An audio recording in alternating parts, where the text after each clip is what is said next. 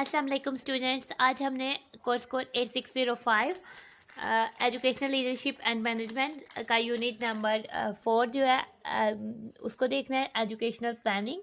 ठीक है, ये हमारा यूनिट नंबर 4 है और इसको लिखा है डॉक्टर मोहम्मद इकबाल चौधरी ने और इसको रिव्यू किया है डॉक्टर कुल मंजूर आरिफ ने ही। ठीक है, आगे से हम जाते हैं इस कोर्स के इस यूनिट के कंटेंट्स को देखते हैं। आप इंट्रोडक्शन देखेंगे, ऑब्जेक्टिव्स देखेंगे, फिर आप एजुकेशन की प्लानिंग है तो आप एजुकेशन के एम्स और ऑब्जेक्टिव्स की डेफिनेशन देखेंगे। फिर आप देखेंगे कुछ एजुकेशन के ऑब्जेक्टिव्स।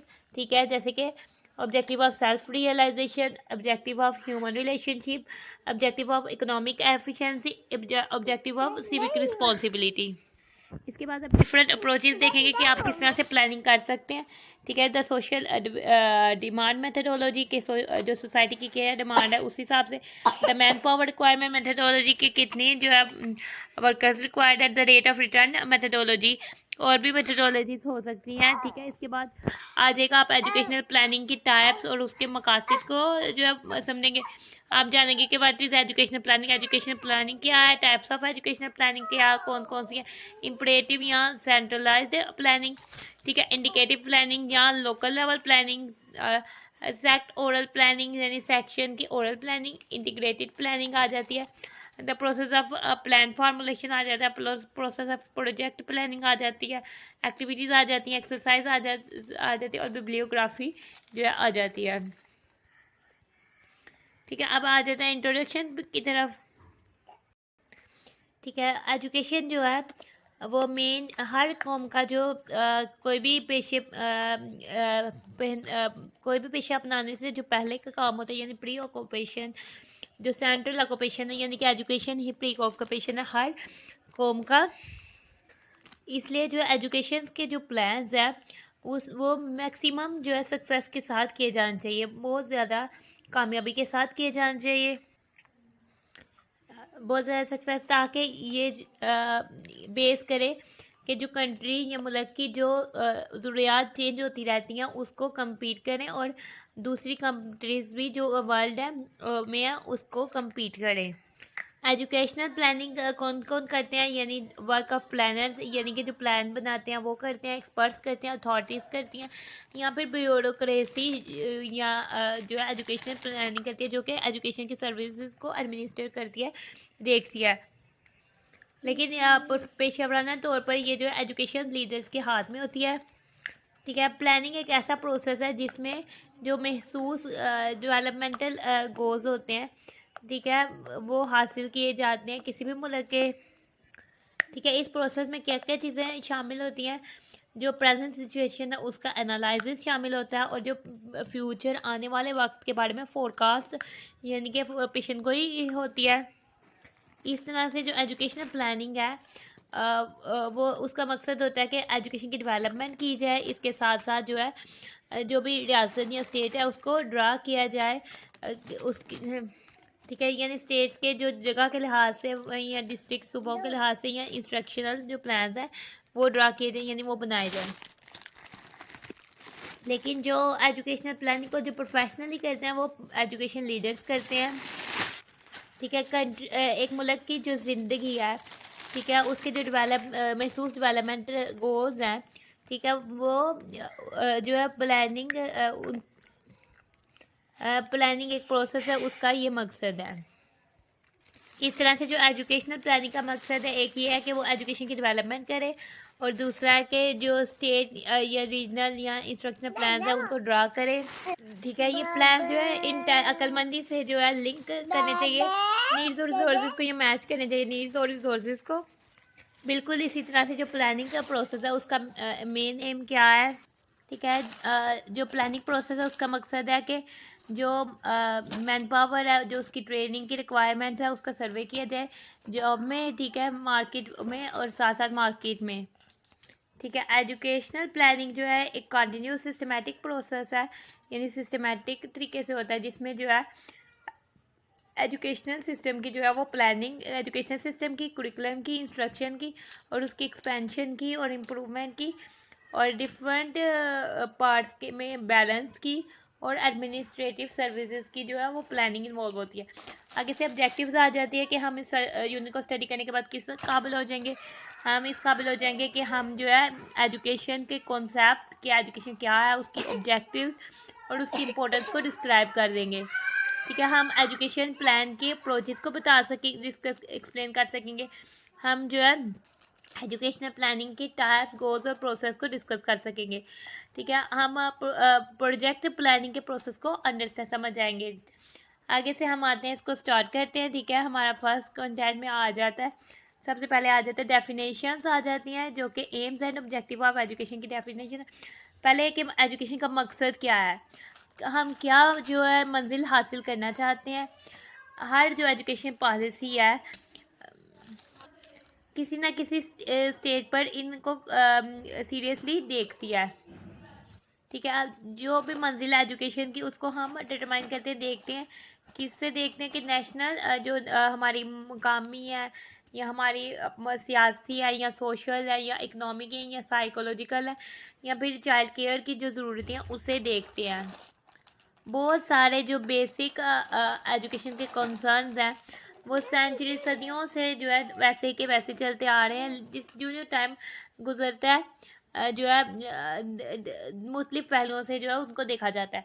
मिसाल के तौर पर, ठीक है, जो पहले एजुकेशनल एम्स होते थे जो बहुत साल पहले, वो ज़्यादातर जो है माशरती और महबवतनी और नज़रियाती बुनियादों पर होते थे, जो कि ज़ोर देते थे एजुकेशन के फंक्शन को, जैसे कि उसको प्रिजर्व करते थे और उसको ट्रांसमिट करते थे जो सकाफती हेरिटेज यानी वर्षे से वर्षे में जो ट्रांसफ़र करते थे, इस तरह से वर्षे में मिलता था हर जनरेशन को पिछले जनरेशन का नाज़िर। बाद में, ठीक है, जोर इस बात पर दिया जाने लगा कि उनकी इंटेलेक्चुअल ट्रेनिंग की जानी चाहिए, यानी प्राइमरी लिटरेसी आ गई, यानी कि शरहवानगी नाम वगैरह लिखना आगे होंगे शुरू में। ठीक है, बाद में वो साइंटिफिक हो गई। ठीक है, पहले थोड़ी बहुत ट्रेनिंग हुई। ठीक है, जो नॉलेज है वो अपने आप में ही ख़त्म होने लग गया। अब आजकल जो है जो कॉमन आइडियाज़ है, बेसिक आइडिया है, वो ये है कि एजुकेशन को जो है नेशनल डेवलपमेंट है, यानी जो कौमी तरक्की है, उसे लिंक करना। ठीक है, तो ट्रेनिंग का मकसद है कि तैयार करना ताकि वो ज़िंदगी में एम्प्लॉयमेंट हासिल कर लें। ठीक है, ताकि अपने बहुत से वाज़ेह माशी पहलुओं के लिए जो है एम्प्लॉयमेंट ले लें। ठीक है, कॉमनली तौर पर जो है कॉपरेशन को तलाश कर लें और जमहूरियत की जो प्रैक्टिसेस हैं उनमें पार्टिसिपेट कर लें।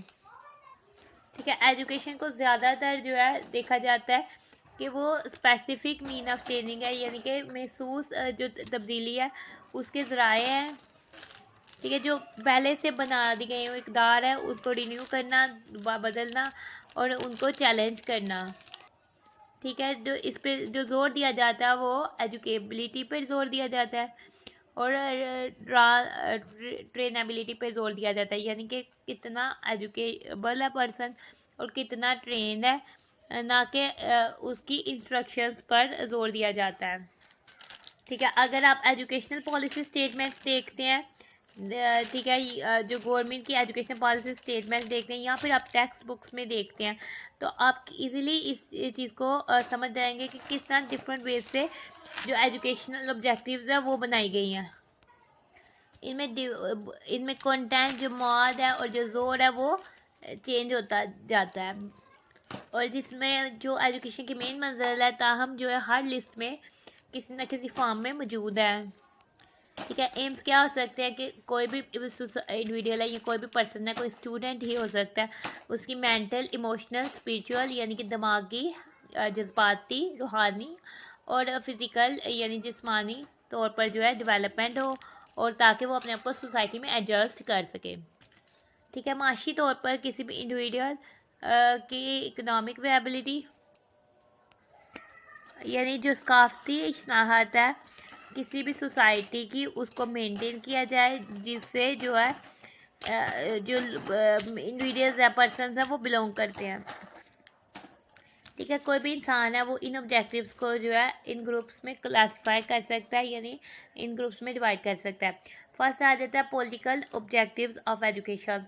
ठीक है, जो एजुकेशन के सियासी मकासद हैं उनको देखते हैं। ठीक है, सबसे पहले आ जाता है नेशनल इंटीग्रेशन एंड इंटरनेशनलिज्म, यानी मकामी तौर पर जो आपस में इंटीग्रेशन होती है, आपस में लेन देन, और जो इंटरनेशनल लेवल पे होता है यानी बैनुल अक़वामी में वो उसको देखना। ठीक है, पॉलिटिकल में दूसरा आ जाता है इक्वालिटी ऑफ एजुकेशनल अपॉर्चुनिटी, यानी सबको इक्वल एजुकेशनल अपॉर्चुनिटी मिलनी चाहिए, और जो है ट्रेन मैन पावर की जो है क्रिएशन करनी चाहिए, यानी ज़्यादा से ज़्यादा ट्रेन मैन पावर बनाना चाहिए। ठीक है, और इकोनॉमिक ऑब्जेक्टिव्स ऑफ एजुकेशन आ जाता है। ठीक है, उसमें क्या आ जाता है कि जो इंसान की ज़िंदगी गुजारने की क्वालिटी है, नेशनल तौर पर, कौमी तौर पर उसकी डेवलपमेंट की जाए और उसको इम्प्रूव किया जाए। ठीक है, आगे से सोशल ऑब्जेक्टिव ऑफ एजुकेशन आ जाता है। माशरे में एजुकेशन के क्या मकासद हैं। ठीक है, ऐसी स्टेट इस्टेब्लिश की जाए जो सोशल जो माशरे के मफाद के लिए काम करे, वो क्या कहते हैं सिक्योरिटी प्रोवाइड करे और एम्प्लॉयमेंट प्रोवाइड करे, यानी जॉब वगैरह प्रोवाइड करे, और माशरती तौर पर इंसाफ को जो है वो प्रोवाइड करे। ठीक है, मुतहरिक और जो कॉन्स्टेंटली जो है मूव करती है, ऐसी सोसाइटी को क्रिएट किया जाए, बनाया जाए। ठीक है, पेडागोगिकल ऑब्जेक्टिव्स ऑफ एजुकेशन क्या हो सकते हैं, यानी कि एजुकेशन के ऐसे ऑब्जेक्टिव जो चाइल्ड की केयर से रिलेट करते हैं। ठीक है, किसी भी शख्स की जो पर्सनैलिटी है उसकी डेवलपमेंट के बारे में आगाही दी जाए, और उसके अक्ल की जो इंटेलेक्ट है उसकी कैपेसिटी के बारे में आगाही दी जाए, और उसके इमोशंस और उसकी रजामंदी के बारे में जो है आगाही दी जाए। ठीक है, और जो फारग टाइम के लिए जो बेहतरीन पेशे हैं वो दिए जाए।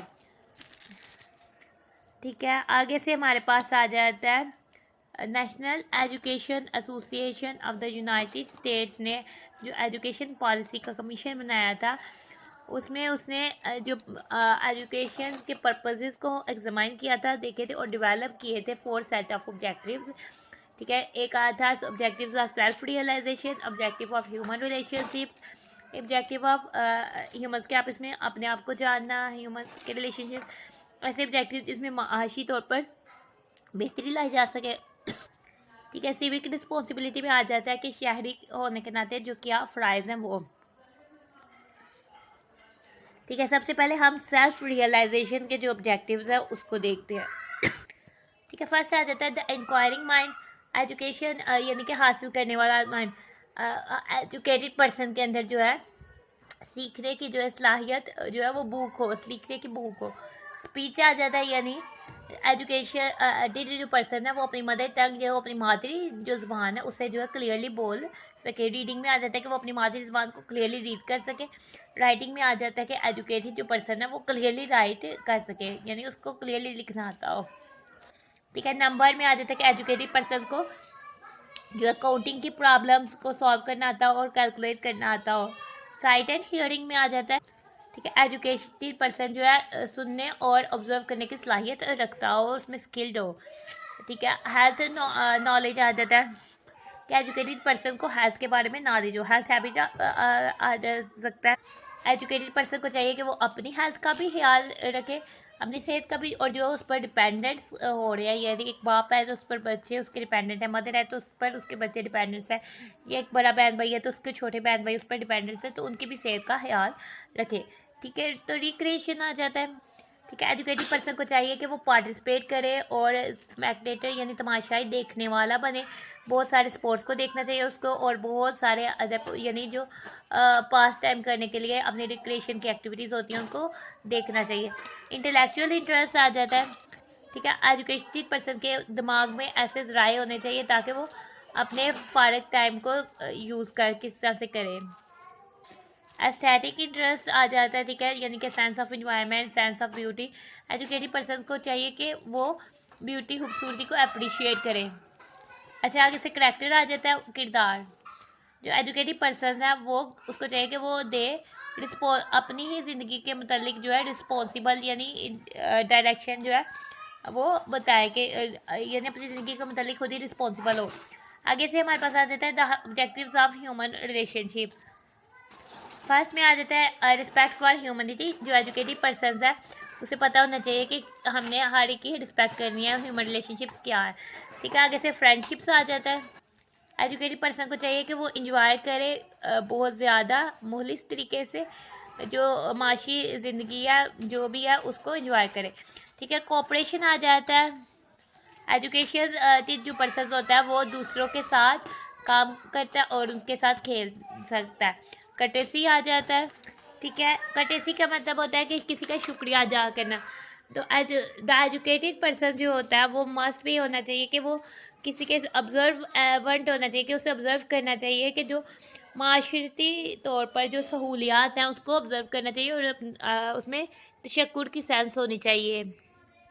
ठीक है, appreciation of the home. Education person को चाहिए कि वो अपनी फैमिली को अप्रिशिएट करे कि वो एक सोशल इंस्टीट्यूशन है, यानी कि एक माशरती अदारा है।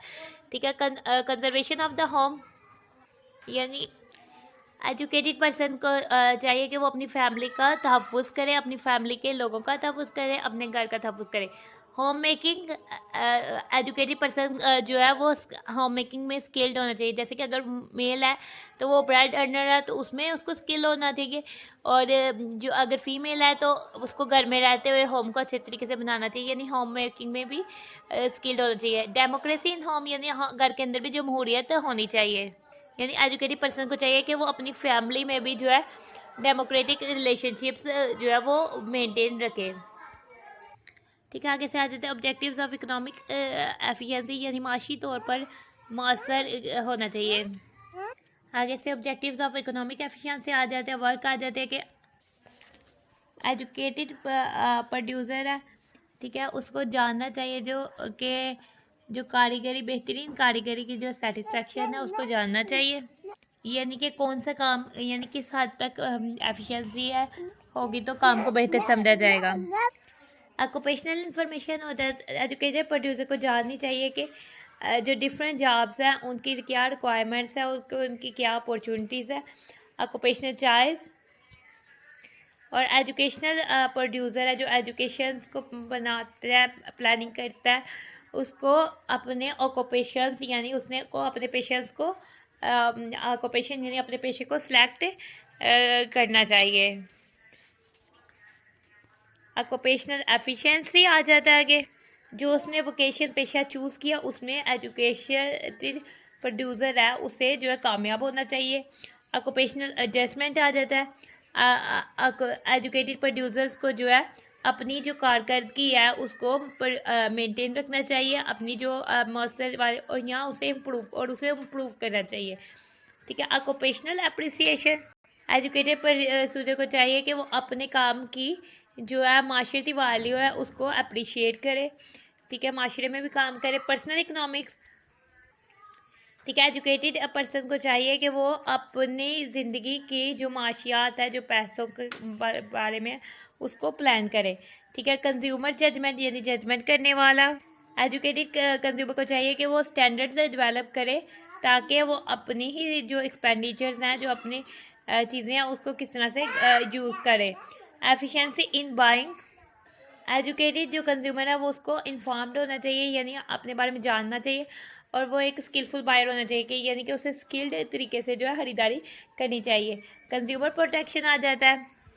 एजुकेटेड कंज्यूमर को चाहिए कि वो मुनासिब इकदाम उठाए ताकि वो अपने इंटरेस्ट को जो है सेफगार्ड कर सके, अपने इंटरेस्ट का जो है वो तहफ़्फ़ुज़ कर सके।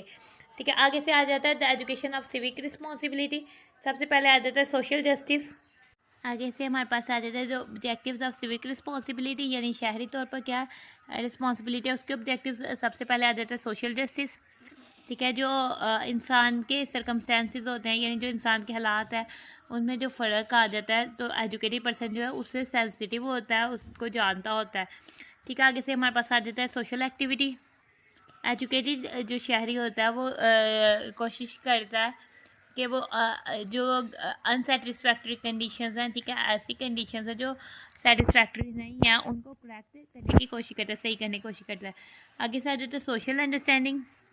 जो एजुकेटेड शहरी होता है वो कोशिश करता है कि वो समझे, माशरती स्ट्रक्चर्स को समझे और उसके स्टैंडिंग प्रोसेस जो भी स्टैंडिंग प्रोसेस हैं उसको समझे। क्रिटिकल जजमेंट आ जाता है। एजुकेटेड जो शहरी होता है वो प्रोपोगंडा के खिलाफ जो है वो बचाता है, ठीक है। टॉलरेंस यानी बर्दाश्त, ठीक है। जो दूसरों के राय है उनमें जो डिफरेंसेस होते हैं, ठीक है, उसको ऑनेस्टली रिस्पेक्ट करता है यानी बर्दाश्त करता है, टॉलरेट करता है। कंजर्वेशन यानी कि बचाना, ठीक है। एजुकेटेड जो सिटीजन है वो हिफाजत करता है या बचाता है, कौम के जो ज़राए हैं उनकी हिफाजत करता है या फिर उनको बचाता है। आगे से आ जाता है social application of science. Educated जो पर्सन है वो साइंटिफिक तरीके से जो है जनरल वेलफेयर यानी कि सबके फ़ायदे के लिए जो है अपने आप को कंट्रीब्यूट करता है। वर्ल्ड सिटीजनशिप, एजुकेटेड जो सिटीज़न है वो वर्ल्ड कम्युनिटी यानी दुनिया में जो कम्युनिटी है उसका कोऑपरेटिंग मैनर होता है यानी कोऑपरेट करने वाला होता है। लॉ ऑब्जर्वेंस, एजुकेटेड जो सिटीजन है वो कानून की रिस्पेक्ट करता है और उनको लॉज को फॉलो करता है। इकोनॉमिक लिटरेसी, ठीक है, एजुकेटेड पर्सन जो होता है वो माशी तौर पर जो है समझबूझ रखता है। पॉलिटिकल सिटीजनशिप, एजुकेटेड जो पर्सन होता है वो अपनी माशी ज़रूरियात या ड्यूटीज़ को जो है वो समझता है, ठीक है। डिवोशन टू डेमोक्रेसी, जो एजुकेटेड सिटीजन है, ठीक है, वो वफादारी से जो डेमोक्रेटिक जमहूरी आइडियाज़ हैं उन पे काम करता है, ठीक है। इंडिविजुअल आइटम्स यानी कि पर्सनल जो चीज़ें होती हैं अगर हम उनको टैबुलेट करें यानी उनको रिजर्व करें उसमें जो है किस चीज़ की यानी तरमीम की ज़रूरत होती है, यानी यकीनी कंट्रीज़ यानी जो एरियाज़ और कंट्रीज़ हैं उसमें जो है वो तरमीम की ज़रूरत होती है, ठीक है। जो सोशो इकनॉमिक अप्रोचेज़ होती है यानी जो माशी और माशरती अप्रोचेज़ होती हैं और जो वैल्यू सिस्टम्स हैं जो इसमें डाला जाता है वो इन चीज़ों से अलग होता है जो कि कंट्री के लिए अप्रिशिएबल होता है। जैसे कि एशियन रीजन में हर जगह का या हर कल्चर सकाफत का अपना कॉन्सेप्ट होता है कि कौन से पर्सन को वो एजुकेटेड पर्सन या किस म्यार पर पूरा उतरने वाले पर्सन को वो एजुकेटेड पर्सन कहते हैं। जो एजुकेशन के ऑब्जेक्टिव्स हैं उनको कॉन्सेप्ट की फॉर्म में जो है बताया जाता है, ठीक है। कोई भी कह सकते हैं जो ऑब्जेक्टिव्स ऑफ एजुकेशन है उनको 3 डोमेन या 3 एरियाज़ में या 3 कॉन्सेप्ट्स में लिखा जाता है। जैसे कि कोग्निटिव डोमेन, ठीक है, ये नॉलेज और थिंकिंग से कंसर्न करती है। कोग्निटिव डोमेन के हमने स्टेप्स देखे थे कि सबसे पहले होता है नॉलेज, देन कम्प्रीहेंशन, फिर एप्लीकेशन, एनालिसिस, सिंथेसाइसिस एंड एवेल्यूएशन। फिर अफेक्टिव डोमेन आ जाती है ये कि एटीट्यूड, फीलिंग और इमोशन से करती है। इसके जो लेवल्स होते हैं वो इस तरह से होते हैं: रिसीविंग, रिस्पॉन्डिंग, वैल्यूइंग, ऑर्गेनाइजिंग और करेक्टराइजेशन ऑफ वैल्यूज़। आगे से साइकोमोटर डोमेन आता है ये हमारे मस्कुलर मूवमेंट्स यानी हमारी फिजिकल मूवमेंट्स, हमारी बॉडी की जो मूवमेंट्स है उससे रिलेट करती है। इसमें आ जाता है relaxing movements, fundamental movements, skilled movements, physical movements. तो इस तरह के मूवमेंट जो है साइकोमोटर डोमेन में आ जाते हैं। ये साइकोमोटर डोमेन के लेवल हो जाते हैं, ठीक है। किसी भी महसूस काफत ने किसी भी महसूस टाइम में जो जोर दिया वो इन पर दिया है, ठीक है। जो एजुकेशन का प्रिंसिपल गोल है उसका मकसद ये है कि जो बैलेंस्ड डेवलपमेंट है उसको हासिल करना है। किसी भी इंडिविजुअल्स की जो बैलेंस डेवलपमेंट है, हाँ, इन तीनों एरियाज़ में उसको हासिल करना है, ठीक है। एजुकेटर्स का जो कंसर्न है उसका कंसर्न है कि वो करता है टोटल पर्सनैलिटी यानी फुल पर्सनैलिटी की जो है डेवलपमेंट करता है। इसलिए ज़रूरत है कि हम आइडेंटिफाई करें, जाने अपने काम की बेसिस के लिहाज से कि एजुकेशन के जो नेशनल ऑब्जेक्टिव्स है, कौमी असूल है, उनका क्या कॉम्प्रिहेंसिव सेट है जो कि बहुत इम्पोर्टेंट जो है एजुकेशनल प्लानिंग का प्री रिक्विजिट है। प्री रिक्विजिट हम शर्त को कहते हैं, ठीक है। जो ऑब्जेक्टिव्स एजुकेशन में एक्सपेक्ट की जाती है कि इनको हासिल किया जाए उनको 3 एजुकेशन के कॉन्सेप्ट में डिवाइड किया गया है, ठीक है। मेजर चेंज यानी 3 मेजर चेंजेस जो हमारे कॉन्सेप्ट एजुकेशन में उसमें बताया गया है, ठीक है। एजुकेशन जो है ह्यूमन लाइफ यानी इंसान की ज़िंदगी की महसूस स्टेज तक जो है वो महदूद नहीं होती है, ठीक है। जो नेचर है या रेंज ऑफ ऑब्जेक्टिव्स हैं यानी बहुत सारे जो ऑब्जेक्टिव्स हैं उनकी डिमांड ये है कि ये एक लाइफ लॉन्ग प्रोसेस है यानी कि ये पूरी ज़िंदगी जो है एजुकेशन वो चलता रहता है, और जो एजुकेशन की अचीवमेंट है वो झूले से, पैदाइशी झूले से लेकर कब्र तक जो है वो चलती रहती हैं। ठीक है, इससे पता लगता है एजुकेशन कंटिन्यूस प्रोसेस है, वो नॉट एंडिंग प्रोसेस है। ठीक है, जो स्कूल्स होते हैं या दूसरे रवायती एजुकेशनल अदारे होते हैं, ठीक है, वो ही नहीं सिर्फ वही ज़रिए नहीं है कि वो हमें एजुकेशन प्रोवाइड करें ताकि हम उन ऑब्जेक्टिव्स को हासिल कर सकें जो बनाए गए हैं। दर हकीकत में ये जो इंस्टीट्यूशंस हैं, ये ऑब्जेक्टिव्स जो बनाए गए हैं, ठीक है, कुछ ऑब्जेक्टिव्स के लिए इतने मौसर नहीं हैं। यानी इन स्कूल्स या और एजुकेशनल इंस्टीट्यूशन से जो अल्टरनेटिव है, कोई और चीज़ें कोई और इंस्टीट्यूशन है वो भी डेवलप किए जाने चाहिए, यानी उनका भी इर्तिका होना चाहिए।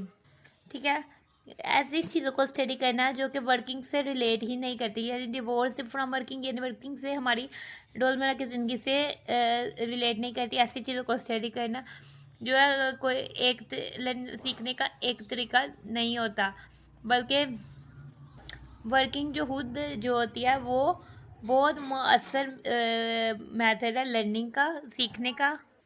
एजुकेशन जो है इस तरीके से जो है स्टडी को और वर्क को हर लेवल पर कंबाइन करती है। ठीक है, पूरी ज़िंदगी में, ताकि जो मैक्सिमम लर्निंग अपॉर्चुनिटीज़ हैं, फ़ायदे जो है वो हासिल किए जा सके। आगे से हमारे पास आ जाता है अप्रोचेस टू एजुकेशनल प्लानिंग, कि हम एजुकेशनल प्लानिंग को किस तरह से अप्रोच कर सकते हैं, हम एजुकेशनल प्लानिंग किस तरह से कर सकते हैं। एजुकेशनल प्लानिंग अभी तक जो है वो अंडरटेकन है, यानी इतने अच्छे तरीके से नहीं की गई, और एक सेपरेट एक मुनफरिद एक्सरसाइज समझी जाती है, जिसके जो है प्लानिंग में, यानी जो हमारे माशरती और माशी सेक्टर्स हैं उनमें जो प्लानिंग होती है उनसे जो है सब्सटेंशियल लिंक्स नहीं, यानी काफ़ी हद तक जो है वो लिंक्स नहीं बना पाए। ठीक है, जो फर्स्ट इसका लिंकेज आता है, यानी लिंक करती है वो फिनंशियल कॉन्टेक्स्ट में, यानी कि माशी लिहाज से या कुसबा के लिहाज से जो है वो लिंक करती है। यहाँ तक कि इस चीज़ को ज़रूरी समझा जाए कि ये फाउंड किया गया, देखा गया कि ये ज़रूरी हो जाता है कि जो एजुकेशन में एक्सपेंडिचर्स हैं, जो चीज़ें हैं, उनको मिक्स किया जाए दूसरे सेक्टर्स में। ठीक है, एजुकेशनिस्ट ने ये चीज़ को ढूंढा, फाइंड किया अपने आप में कि उन्हें फोर्स किया जाता है कि वो बताएं कि एजुकेशन जो है सिर्फ और सिर्फ कंजम्पशन कम्योडिटी, यानी कि ऐसी चीज़ नहीं है जिसे यूज़ किया जाए बहुत ज़्यादा, बल्कि जो एजुकेशन प्रेजेंट की जाती है वो इन्वेस्टमेंट है, या अभी इन्वेस्टमेंट की से पहले की स्टेज है, जो कि किसी भी कंट्री की इकोनॉमिक डेवलपमेंट के लिए बहुत अहम होती है। ठीक है, इकोनॉमिक्स ने शुरू कर दिया कि वो एजुकेशन में इंटरेस्ट लेना शुरू करें, और बहुत सी एजुकेटेड से बहुत सी ऐसी स्टडीज़ मौजूद हैं जो कि इकोनॉमिक रोल ऑफ एजुकेशन को स्टडी करती हैं। ऐसी स्टडीज़ जो है कॉन्ट्रीब्यूशंस जो करते हैं उनको क्वान्टिफाई करती हैं, उनको वैल्यू करती है। ठीक है, जो एजुकेटेड मैन पावर है, जो एजुकेटेड लोग हैं, उनको कंट्रीब्यूट करती है ताकि जो है नेशनल इनकम है और प्रोडक्टिविटी है उसको इंक्रीज़ किया जा सके। ठीक है, जो लिंकेज है एजुकेशन और इकोनॉमी का, वो उस चीज़ का रिज़ल्ट है जो कि फैकल्टीज़ दी जाती है, जो कि मैन पावर रिक्वायरमेंट है, यानी कि डिफरेंट इकोनॉमिक सेक्टर्स में जो मैन पावर की रिक्वायरमेंट है उसकी फोरकास्ट के मुताबिक जो ट्रेनिंग दी जाती है, तो उससे जो है लिंक बनता है एजुकेशन और इकोनॉमी का। बाद में ज़्यादा कम्प्रिहेंसिव अप्रोच जो है वो इर्तिका पा गई, यानी डेवलप हो गई कि एजुकेशन को जनरल डेवलपमेंट में किस तरह से लगाया जाए। ठीक है, एजुकेशन प्लान्स है उनको सोचा जाने लगा, उनको प्रिपेयर किया जाने लगा, रिलेट करते हुए कि दूसरी जो प्लानिंग एक्टिविटीज़ है उनके साथ रिलेट करते हुए उनको डेवलप किया जाने लगा। ठीक है, बहुत एक जैसी अप्रोचेस में से कुछ अप्रोचेस जो है ब्रीफली डिस्क्राइब की गई हैं। प्लानर्स ने जो है रवायती मेथडोलॉजीज़ प्लानिंग करने के लिए जो है वो डेवलप की हैं। जो 3 कॉमन मेथडोलॉजीज़ हैं वो ये हैं: social demand approach, man power requirements approach, और रूल मतलब the rate of return approach. सबसे पहले आ जाता है सोशल डिमांड मेथडोलॉजी। ठीक है, जो एजुकेशन की प्लानिंग का मकसद है वो ये है कि जो सोसाइटी के लिए जो एजुकेशन की डिमांड्स है उनको पूरा किया जाए। ठीक है, ये इस तरह से दिखता है कि एजुकेशन जो अपने आप में कुछ बेहतरीन है और हर जो पर्सन है, हर इंडिविजुअल है, उसे चाहिए है। अगर इस मेथडोलॉजी को अडॉप्ट किया जाता है यानी यूज़ किया जाता है तो एजुकेशन इंस्टीट्यूशन जो एजुकेशन के अदारे हैं और फैकल्टीज़ हैं वो लोकेट की जाएंगी जिधर उनकी ज़रूरत होगी। ठीक है, सोसाइटीज़ जहाँ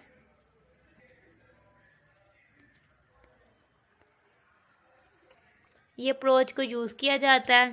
ठीक है, जिसका मकसद यही होता है कि माशी तौर पर इक्वालिटी ये सब बराबर है या कल्चरी तौर पर बराबर है या फिर जो नज़रिया है उसको फैलाया जाना। और उन लोगों के लिए जैसे कि पॉलिटिकल लीडर्स होते हैं वो यानी कि उनकी जो है पब्लिक में डिमांड्स होती है और उनकी रिस्पेक्ट की जाती है। ठीक है, जो सोशल डिमांड अप्रोच है उसके लिए ज़रूरी है कि अकली तौर पर जो काम में लाते हुए जो एजुकेशनल फैकल्टीज़ है उसको लोकेट करना, किधर पाई जाती हैं और उनको डिस्ट्रीब्यूट करना जो कि पॉपुलेशन की डिस्ट्रीब्यूशन की जो है रिस्पेक्ट करे आगे से, जैसे उनकी तादाद के, उनकी एज के, उनका जेंडर के बारे में और उनकी जियोग्राफिकल वो किधर रहते हैं उसके बारे में डिस्ट्रीब्यूट एजुकेशनल फैकल्टीज़ को डिस्ट्रीब्यूट किया जाना चाहिए। ठीक है, तो ये मेथडोलॉजी है वो ज़्यादा से ज़्यादा ज़ोर इस चीज़ पर देगी कि डिस्ट्रीब्यूशन जो है वो ज़्यादा इक्विटेबल हो यानी इक्विटेबल डिस्ट्रीब्यूशन की जाए। मोस्टली के कुछ एजुकेशन के कुछ लेवल्स हैं उनको यूनिवर्सलाइज किया जाए।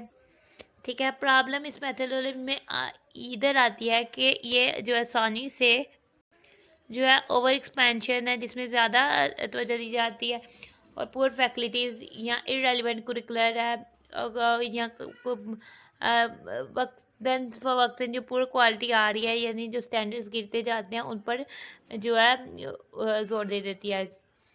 आगे से आ जाता है the man power requirement methodology. ठीक है, इस मेथडोलॉजी में हम ऑब्जेक्टिव एजुकेशन को इस तरीके से यूज़ करते हैं कि हम ज़्यादा से ज़्यादा ऐसे लोग बना सकें जो कि कंट्री के डेवलपमेंट के लिए फ़ायदेमंद हो। ठीक है, ये अप्रोच में बहुत डिफरेंट मेथड्स जो है वो यूज़ किए जाते हैं ताकि फोरकास्ट की जा सके यानी फ्यूचर के बारे में बताया जा सके या फिर प्रोजेक्ट किया जा सके नंबर्स डिफरेंट यानी मैन पावर्स के नंबर की तादाद को, उनकी इकसाम को, उनके लेवल्स को और उनको डिस्ट्रीब्यूट किया जा सके जैसे कि एजुकेशनल प्लान्स में होता है, कंटेंट में होता है और प्रोग्राम्स जो कि फोकस करें हर इंडिविजुअल मैन पावर की ज़रूरत को।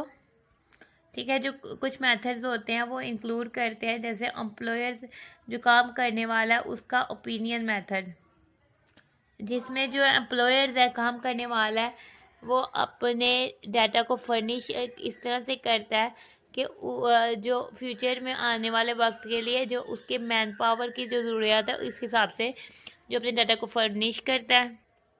क्योंकि ये चीज़ यूज़ होती है मैन पावर रिक्वायरमेंट्स जितनी काम करने की सलाहियत रिक्वायर है उसको प्रोजेक्ट किया लेवल्स के हिसाब से, स्किल्स के हिसाब से वगैरह के हिसाब से। ठीक है, एक और मेथड है इंक्रीमेंटल लेबर आउटपुट रेशो यानी मेथड जो लेबर का आउटपुट आ रहा है उसमें इंक्रीमेंट कितना होता है बाय जिसमें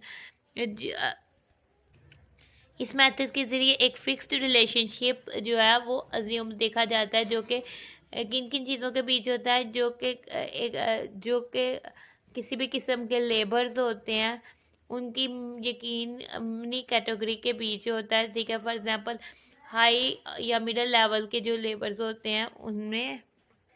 ठीक है, या फिर जो इकोनॉमिक सेक्टर है माशी जो एरियाज़ हैं उनके जो आउटपुट है उसकी ग्रोथ या फिर नेशनल इनकम जो मुकामी इनकम है उसकी ग्रोथ के तौर पर देखा जाता है।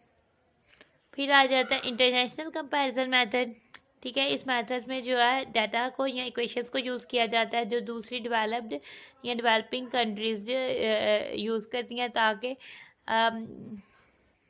किसी दूसरे मुल्क में जो मैन पावर है उसको फोरकास्ट कर सके ठीक है, कौन से प्रोसेस से, एनालॉगी के प्रोसेस से या फिर हर्बिसन्स रूल्स ऑफ थंब से। जैसे कि अगर 1% नॉर्मल आउटपुट में इंक्रीज होता है वो हासिल किया जाना चाहिए 2% सीनियर में जो इंक्रीज होता है उससे, और 3% जो है इंटरनेशनल पावर में इंक्रीज होना चाहिए। आगे से आ जाता है डेंसिटी रेशियो मेथड।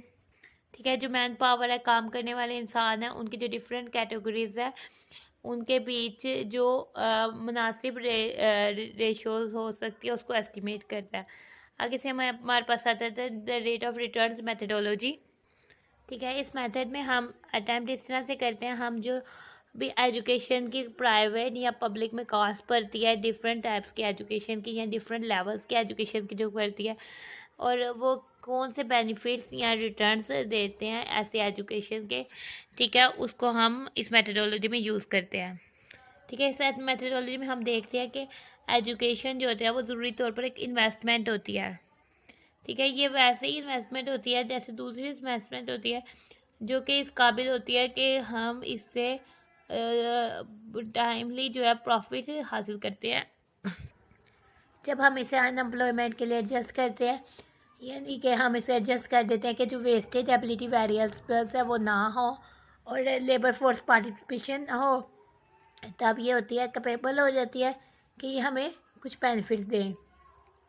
ठीक है, इस मेथडोलॉजी के साथ जो प्रॉब्लम होती है, यहाँ तो ये एजुकेशन को अफेक्ट करती है या उसे फ़ायदा देती है, जैसे कि वैल्यूज़ में चेंज आता है, इकदार में, एटीट्यूड्स में, या स्पिल ओवर इफेक्ट्स आ जाते हैं, यानी बिखेरने वाले जो असरात आ जाते हैं, और वो बेहतरीन जो कंपटीशन है उसको सहूलत नहीं देती है।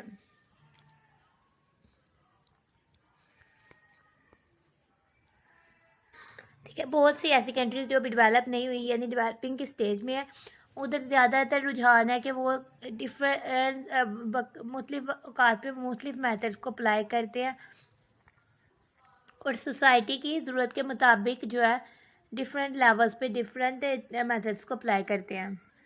ठीक है, बहुत सारी कंट्रीज़ जो है वो मसनूई तौर पर मसनूई अप्रोच को यूज़ करती हैं, मसनूई तौर पर एजुकेशनल प्लानिंग करती हैं, which implies a methodology that takes a bit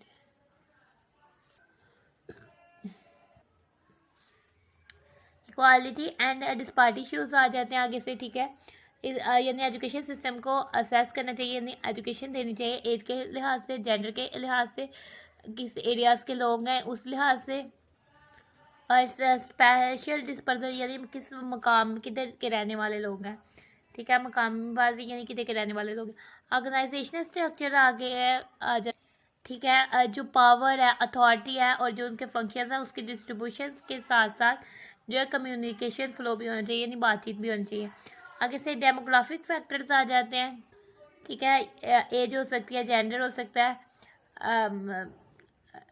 geographical distribution हो सकती है, फैक्टर्स में पॉपुलेशन की डायनामिक्स यानी मूवमेंट्स हो सकती है, माइग्रेशन हो सकती है। इसमें आगे पॉलिटिकल फैक्टर्स आ जाते हैं, पॉलिटिकल कमिटमेंट्स हो सकती है, पॉलिसीज की सपोर्ट हो सकती है या एडमिनिस्ट्रेटिव सपोर्ट हो सकती है।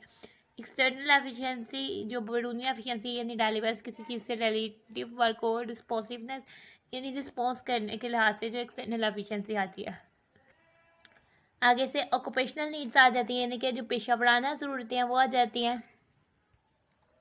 जो एजुकेशन के डिफरेंट लेवल्स हैं, ठीक है, जो अभी यहाँ आने वाले वक्त में जो एजुकेशन के डिफरेंट लेवल्स हैं और जो माशियात के जो डिफरेंट सेक्टर्स हैं उसके लिहाज से जो है ऑक्यूपेशन चाहिए, यानी कि जो हमारा प्रेजेंट है, जो हमारा आने वाला कल है, वो डिफरेंट लेवल्स ऑफ एजुकेशन और डिफरेंट लेवल्स ऑफ इकोनॉमी से जो है रिलेट करना चाहिए।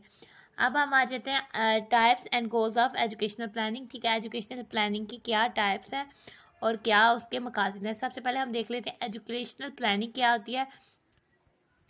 ठीक है, एजुकेशनल प्लानिंग भी प्लानिंग की तरह एक प्रोसेस है। ठीक है, जो कि प्रिपेयर करती है, डिसीजंस बनाती है एजुकेशन की आइडेंटिटी के बारे में, जो डिसीजन बनाती है इस तरह से डिसीजन बनाती है कि जो गोल्स हैं, मकासद हैं और जो पर्पसेस हैं, गोल्स और मकासद दोनों मकासद में आ जाएगा, जो एजुकेशन के मकासद हैं वो बेहतरीन तरीके से फ्यूचर में आने वाले वक्त में हासिल किए जा सकें, जो कि हमारे पास रिसोर्सेज अवेलेबल है उनसे। ठीक है। एजुकेशनल सिस्टम की जो एक्चुअल या जो सोची गई बीमारियां या जो उसमें वाकई इलनेस है, डिफेक्ट्स हैं, ठीक है, उन सब का इलाज नहीं है। ठीक है। एजुकेशनल प्लानिंग का फोकस है वो इस चीज़ पर फोकस करती है कि वो रैशनल सिस्टमेटिक एनालिसिस यानी कि सोच समझ कर एनालिसिस करने को जो है अप्लाई करे। अब एजुकेशनल प्रोडक्शन फंक्शन में जो कि पहले था और जो अब है, इस नज़रिए के साथ कि कौन से एक्शंस या कौन सी मेजर्स जो हैं एजुकेशन की प्रोडक्शन को बहुत एफिशिएंट या बहुत ज़्यादा मौसर बना सकती हैं। इस चीज़ को कंसिडर करते हुए कि जो गोल्स ऑफ सोसाइटी है यानी कि जो माशरे के गोल्स है, मकासद है, उनकी क्या नेचर है, क्या नोयत है, या स्टूडेंट्स की क्या नोयत है, और कौन से रिसोर्सेज अवेलेबल हैं और क्या किस वक्त या किस पीरियड में उन्हें देखा जाएगा। एजुकेशनल प्लानिंग जो है एक कंटिन्यूस प्रोसेस है यानी जारी रहने वाला प्रोसेस है जिसमें हम हासिल करते हैं और यानी जिसमें हम हकीकतों यानी फैक्ट्स को हासिल करते हैं और एनालाइज करते हैं और यानी इसको हम एक्सपेरिमेंटल बेसिस पे कर सकते हैं यानी एक्सपेरिमेंट करके, ताकि हम डिसीजन मेकर जो डिसीजन करता है उसको इंफॉर्मेशन प्रोवाइड कर सके कि कितना अच्छा जो है एजुकेशन सिस्टम जो है वो रहा है, कि वो महसूस तौर पर अपने मकासद को परफॉर्म करने के लिए कितना अच्छा रहा है, और एजुकेशन प्रोग्राम्स है वो कितना जो है इफेक्टिव रहा है यानी अच्छा रहा है, और कितने महसूस जो है प्रोजेक्ट्स जो महसूस प्रोजेक्ट्स हैं उनको कैसे या कितना इम्प्रूव किया गया है। ठीक है। जो एजुकेशनल प्लानिंग का मेजर इंटरेस्ट है उसमें क्या चीज़ें इंक्लूड है। ठीक है। सबसे पहले आ जाता है प्रिपरेशन ऑफ अल्टरनेटिव डिसीजंस, हमने तैयार करने हैं यानी अल्टरनेटिव डिसीजंस को प्रिपेयर करना है। ठीक है। जो डिसीजंस है उनका बुनियादी मकसद ये है कि वो पॉलिसी मेकर्स जो पॉलिसी बनाते हैं उनको हेल्प करें और जो उसको एग्जीक्यूट करते हैं यानी जो पॉलिसी को चलाते हैं, ताकि वो अक्ली तौर पर चॉइसेस ले सकें यानी काम कर सकें और ऐसे स्टेप्स ले सकें जो कि एजुकेशन के लिए जो है मौसर हो यानी फ़ायदेमंद हो। किसी गोल्स एंड ऑब्जेक्टिव्स आ जाता है। ठीक है। हमने देखने के हमें क्या चीज़ें, क्या आउटपुट्स या क्या रिजल्ट जो है एजुकेशनल प्रोसेस से हमें चाहिए हैं, जो कि हर सब्जेक्ट मैटर का, कोई भी सब्जेक्ट मैटर हो, ठीक है, फिजिक्स, केमिस्ट्री, हिस्ट्री, कोई भी सब्जेक्ट मैटर हो, उसका जो है बेसिक एरिया है। ठीक है, कि हमने goals and objective her subject matter के जो है वो डिफाइन करने हैं। आगे से प्रोग्राम्स एंड सर्विसेज आ जाते हैं।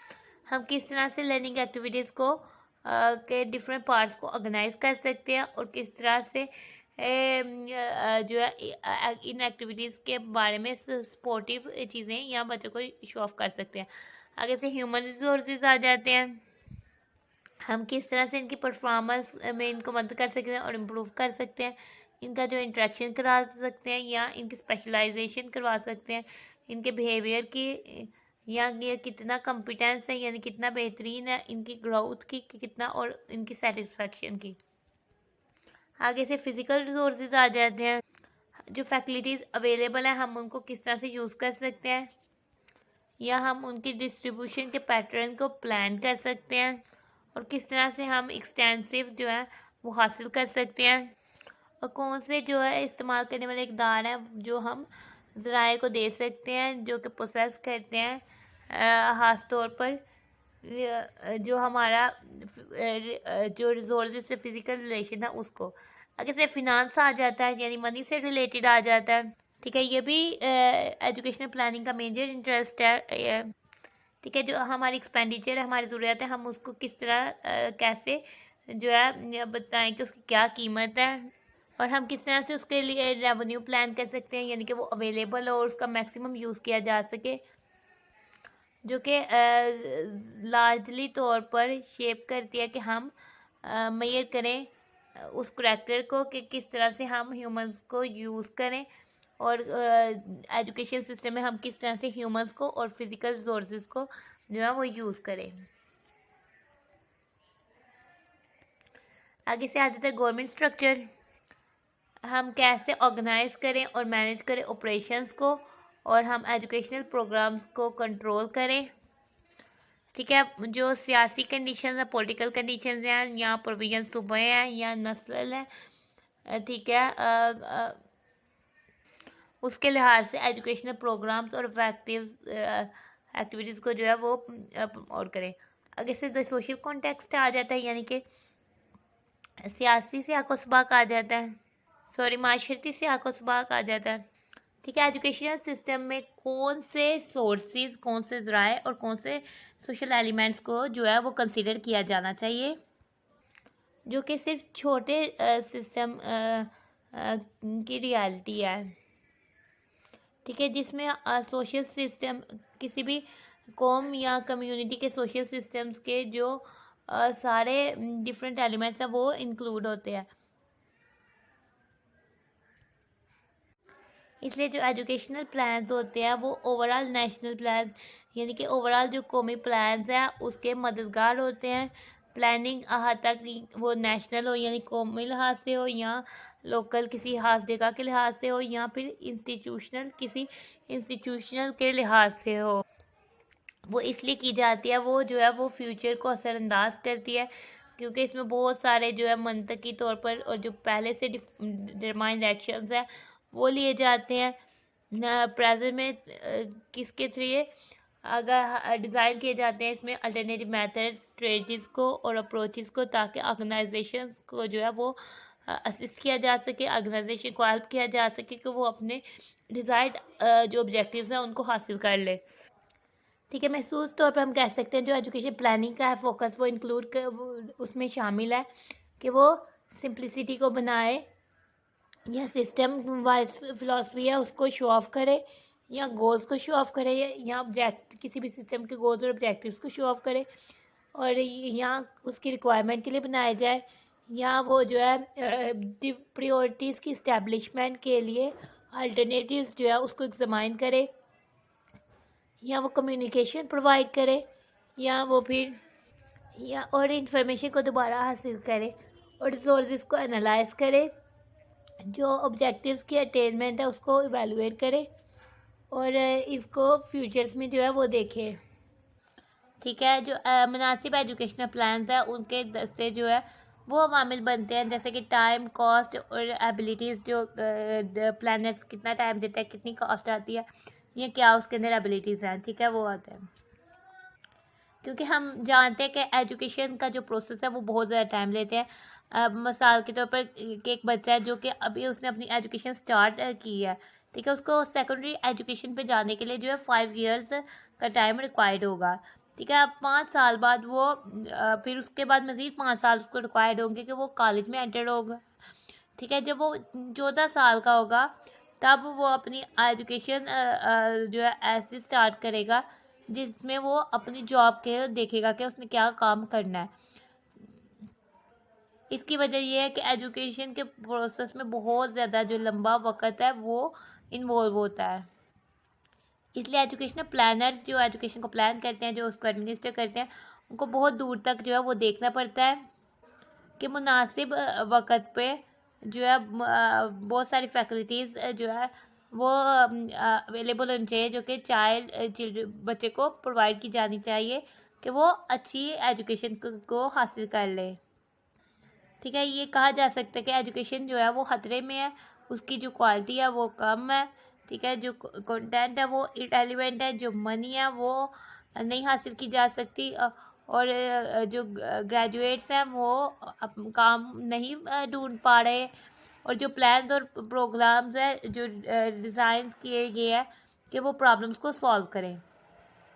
ठीक है, प्लानिंग एक कॉन्शियस यानी होश में की जाने वाली कोशिश है, जो कि आने वाले वक्त की डेवलपमेंट को असरअंदाज करती है, लेकिन जो प्लानिंग है वो यकीनी तौर पर ज़रूरी नहीं है। कुछ ऐसे भी लोग हैं जिन्होंने प्लानिंग नहीं की लेकिन वो फिर भी यूनिवर्सिटीज़ के बारे में पूछते हैं ताकि वो अपने आप को एडजस्ट कर सकें। अगर हमने एजुकेशन को छोड़ दिया है कि इसको मज़ीद किस तरह से बढ़ाया या ग्रो किया जा सकता है, और हमने नेचुरल ग्रोथ प्रोसेस में मदाखलत की है, और हमने इसकी स्पीड या अपनी डायरेक्शन को जो है वो चेंज कर दिया, यानी तब्दील कर दिया। आगे से आ जाते हैं हमारे पास टाइप्स ऑफ एजुकेशनल प्लानिंग। ठीक है, एजुकेशनल प्लानिंग के जो टाइप्स हैं वो हम देख लेते हैं। फर्स्ट में आ जाता है इम्परेटिव या सेंट्रलाइज्ड प्लानिंग। ठीक है, इम्परेटिव प्लानिंग क्या होती है पहले इसको देख लेते हैं। ठीक है, ऐसी प्लानिंग जो कि फेडरल लेवल पे की जाए, यानी कि किसी भी कंट्री के सेंट्रल लेवल पे जो जिधर हर सूबे के जो डिसीजंस होते हैं वो लिए जाते हैं, उस लेवल पे जो प्लानिंग की जाए उसको हम इम्परेटिव प्लानिंग कहते हैं। मिसाल के तौर पर यानी planning commission of the government जो है वो प्लानिंग करे, उसको हम इम्परेटिव प्लानिंग कहेंगे। ठीक है, या सेंट्रलाइज्ड प्लानिंग कहेंगे। ठीक है, इसमें जो टारगेट्स हैं या जो ज़राए हैं जो कि प्लान्स को कंप्लीट करने के लिए चाहिए होंगे वो फेडरल गवर्नमेंट प्रोवाइड करेगी या एलोकेट करेगी, देगी। और जो इसको इम्प्लीमेंट करने वाले लोग होंगे वो उनको सूबाई अथॉरिटी दी जाएगी, यानी हर सूबा अपने लिहाज से इसको इम्प्लीमेंट करेगा। फेडरल गवर्नमेंट जो है वो टारगेट्स और रिसोर्सेज प्रोवाइड करेगी और इम्प्लीमेंट जो है प्रोविंशियल लेवल पर होगा, यानी सूबाई लेवल पर होगा। तो ये होती है इम्परेटिव या सेंट्रलाइज प्लानिंग। अब हम आ जाते हैं इंडिकेटिव प्लानिंग या लोकल लेवल प्लानिंग। ठीक है, ये प्लानिंग जो है सोसाइटी में लोकली की जाती है, यानी कि लोकल लेवल पर की जाती है, उस एरिया के लिहाज से की जाती है। ठीक है, हम लोकल लेवल में जो लोकल अवामी लोग हैं उनकी प्रायोरिटीज़, उनकी वो किस चीज़, उनकी तरजीहात को जो है वो देखते हैं। ठीक है, और ऐसे प्रोजेक्ट्स बनाए जाते हैं, एक्सपर्ट्स की मदद से ऑब्जेक्ट्स बनाए जाते हैं। ठीक है, फंड्स इकट्ठे किए जाते हैं ताकि जो गवर्नमेंट ने लोकल प्रोजेक्ट्स बनाए हैं उनको कंप्लीट किया जा सके। पाकिस्तान ने इस टाइप की प्लानिंग को जो है वो स्टार्ट किया है। किसकी हेल्प से उसने मदद लिया? नाजिम्स। ठीक है, जो कंसर्न एरियाज़ हैं उनके नाजिम्स यानी जो उनके निज़ाम को चलाते हैं उसकी मदद से जो है लोकल प्लानिंग स्टार्ट किया। आगे से आ जाता है यानी सेक्शन वाइज ओरल प्लानिंग। इसमें इस प्लानिंग में हर सेक्टर जो है वो अपनी अपनी प्लानिंग जो है प्रिपेयर करता है। ठीक है, सेक्रेटरी ऑफ द डिपार्टमेंट जो होता है वो जो है फंड्स को इकट्ठा करता है और प्रोजेक्ट्स को इम्प्लीमेंट करता है। इस वक्त जो है जो तमाम डिपार्टमेंट्स या मिनिस्ट्रीज़ हैं, ठीक है, वो डेवलपमेंटल एक्टिविटीज़ में बिजी हैं। ठीक है, डिपार्टमेंट्स के अंदर जो है वो लेसर कोऑपरेशन है, यानी कम कोऑपरेशन होती है, कम एक दूसरे के साथ वो मिलकर काम करते हैं। हर डिपार्टमेंट की अपनी खसूसियात और अपनी तरजीहात होती हैं। जो डेवलपमेंट अभी जो काम जो डेवलप हो रहा है वो पूरे मुल्क में फैला हुआ है। जो इस किस्म की प्लानिंग है वो मुल्क का हर एरिया को कवर करती है। इस प्लानिंग में जो डेवलपमेंट की जो रफ्तार है वो स्लो है। आगे से आ जाती है इंटीग्रेटेड प्लानिंग। ठीक है, इस प्लानिंग में जो है डेवलपमेंट के लिए पायलट एरिया को सिलेक्ट किया जाता है। जो सारे डिपार्टमेंट्स हैं वो किसी महसूस एरिया की डेवलपमेंट करने में कंसंट्रेट करते हैं, उसमें लगे होते हैं। ठीक है, वो किसी भी एरिया की ज़रूरत के लिहाज से जो है प्रोजेक्ट्स को बनाते हैं। ठीक है, जो सारे प्रोजेक्ट्स होते हैं वो फंड्स को अप्रूव करते हैं, जो कि एजेंसीज में सेम वक्त पे प्रोवाइड किए जाते हैं। ठीक है, फंड, और वो रिस्पॉन्सिबल होते हैं कि वो उनको इम्प्लीमेंट करें। इस तरह से जो हर एरिया का डिपार्टमेंट है वो सबकी फैसिलिटीज़ को इंश्योर करता है कि प्रोवाइड की जा रही हैं। तो हम इस किस्म की प्लानिंग में भी वीकनेस होती है, यानी कमज़ोरी उसकी ये है। ठीक है, ऐसे एरियाज़ जिधर ज़रूरत है प्लानिंग की वो इग्नोर कर दिए जाते हैं और उनको इतने यानी कि बहुत अरसे तक जो है इग्नोर रखा जाता है या उनको इससे इग्नोर कर दिए जाते हैं। अच्छा, अब प्लान बनाने के प्रोसेस पे आ जाते हैं कि प्रोसेस ऑफ प्लान फॉर्मुलेशन क्या है। फर्स्ट आ जाता है इसमें broad objectives and target setting. ठीक है, जो प्लान आपने जब बनाना है, प्लानिंग करनी है, उसका जो फर्स्ट स्टेप होगा, सबसे पहले आपने देखना है कि इसके ब्रॉड ऑब्जेक्टिव्स क्या हासिल करने हैं और इसके टारगेट्स क्या है। ठीक है, जो इसके माशरती और माशी जो ऑब्जेक्टिव्स हैं जो कि पहले से हासिल किए जा चुके हैं, वो ऐसी डायरेक्शन या ऐसे रास्ते को शो करते हैं, इकोनॉमी के ऐसे रास्ते को शो करते हैं जो कि प्लान करते हैं ताकि हम इसमें मूव कर सकें। ठीक है, डिफरेंट ऑब्जेक्टिव्स जो कि प्लान करते हैं, जो कि नॉर्मली हम कहते हैं कि हम इन्हें हासिल कर लेंगे, उसमें क्या चीज़ें इंक्लूड होती है। इससे जो है पर कैपिटा इनकम जो है वो इंक्रीज़ होती है, इससे बहुत ज़्यादा जॉब्स मिलती हैं, एम्प्लॉयमेंट हो जाती है। ठीक है। नेशनल इनकम में इंक्रीज होता है और प्राइस की जो स्टेबिलिटी होती है, यानी सबको जो बराबर प्राइस मिलती है वो मिलती है। ठीक है। रैपिड इंडस्ट्रियलाइजेशन होती है, यानी कि तेज़ी से जो है इंडस्ट्रियल जो है वो बनती है। इन इक्वालिटीज़ को रिमूव किया जाता है, यानी सबकी इक्वालिटी को करार दिया जाता है। ठीक है। पेमेंट्स के बैलेंस में जो है इक्विलिब्रियम होता है। ठीक है। और रीजनल डिस्पैरिटीज, जो रीजनल फ़र्क है जगह के लिहाज से, उसको रिमूव किया जाता है। ठीक है। जो इकोनॉमी की है उसकी डाइवर्सिफिकेशन की जाती है, यानी इकोनॉमी को तब्दील किया जाता है। और सोशल सर्विसेज को प्रमोट किया, यानी बेसिक नीड्स को जो है प्रोवाइड किया जाता है, जैसे कि हेल्थ, एजुकेशन, हाउसिंग, वाटर और सैनिटेशन, यानी हिफाजत का नाम। हमेशा ज़रूरी नहीं कि जो हर ऑब्जेक्टिव्स है वो मुसलसल तौर पर हासिल की जाए, इनमें से कुछ जो है निकाल भी दी जाती है रजामंदी से। ठीक है। प्लानिंग का जो बेसिक आइडिया होता है वो ये होता है कि इन ऑब्जेक्टिव्स को, ठीक है, जितनी हो सके उतनी तसलसल से जो है वो हासिल किया जाए। ठीक है। जो broad goals and objectives planning में होते हैं उसको हम आइडेंटिफाई किस तरह से करते हैं, इस तरह से आइडेंटिफाई करते हैं, जानते हैं कि हम इसमें फॉलो करते हुए जानते हैं spelling of general physical target, जो कि डिफरेंट सेक्टर्स ऑफ इकनॉमी में होता है, उससे थोड़ी जानते हैं।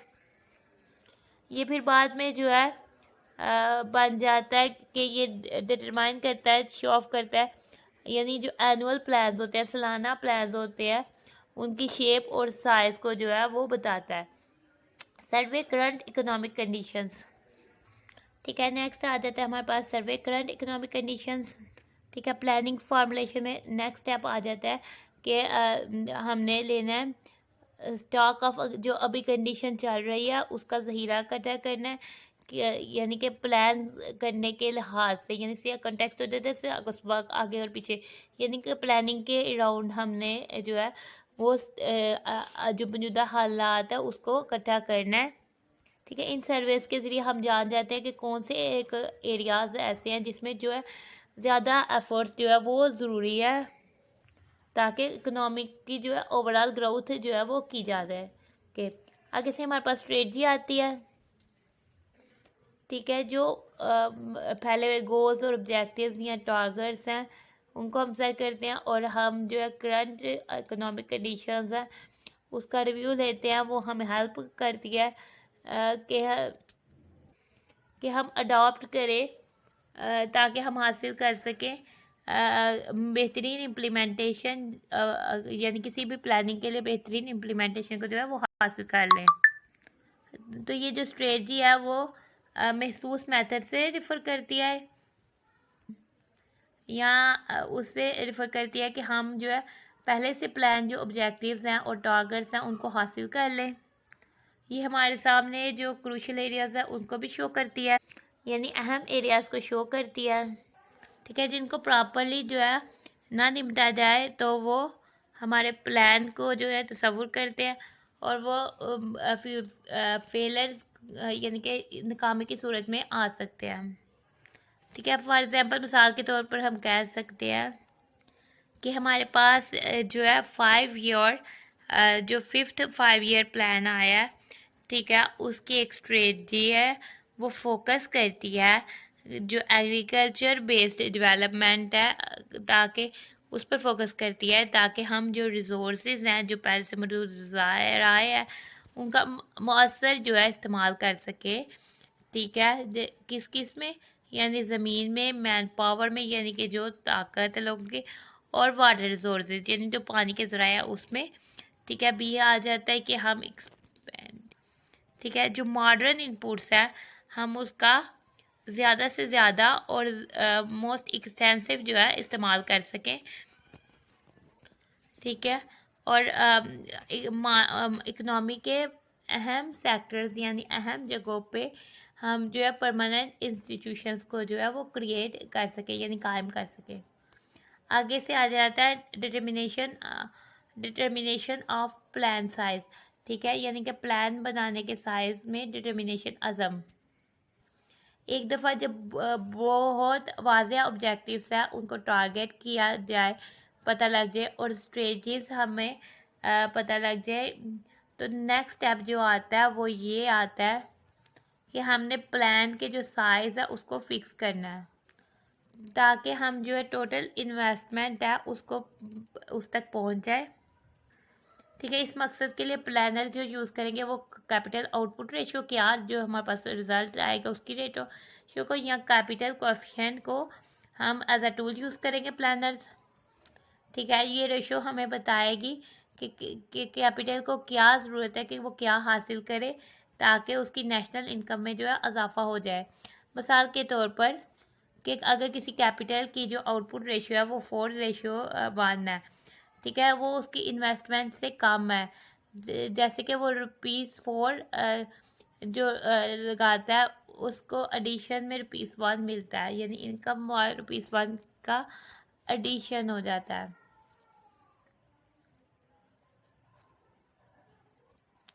आगे से हमारे पास आ जाता है financing of plan, public and private sectors. ठीक है, फिनांसिंग यानी मनी से रिलेटेड हमने प्लान्स को फिनांसिंग करती है, पब्लिक और प्राइवेट सेक्टर्स में हमने उसकी फिनांसिंग करनी है, यानी उनकी कॉस्ट वगैरह से रिलेटेड काम करना है।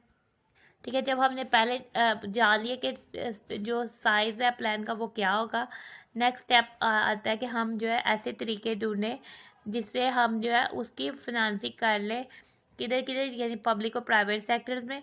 ठीक है, एक मिक्स्ड इकोनॉमी में जो टोटल इन्वेस्टमेंट की डिस्ट्रीब्यूशन है वो पब्लिक और प्राइवेट सेक्टर्स में जो होती है, ठीक है, वो इंडिकेटिव होती है, वो इशारा करती है ऐसी कोशिशों में जो कि गवर्नमेंट के किसी भी पार्ट के लिए ज़रूरी होती है। और जो प्राइवेटली पर्सन कोई आता है उसे कहा जाता है कि वो किसी भी प्लान के जो ऑब्जेक्टिव्स या टारगेट्स हैं उनको क्रिस्टलाइज करे।